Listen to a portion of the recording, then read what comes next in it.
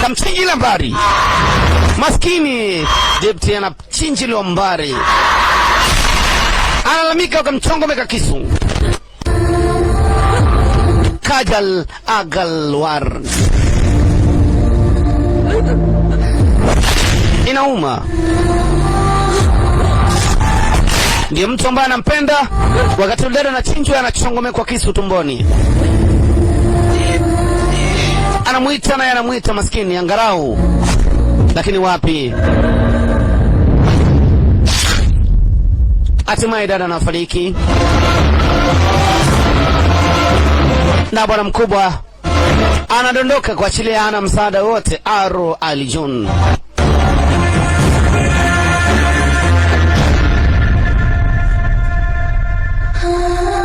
inaumiza kweli kweli.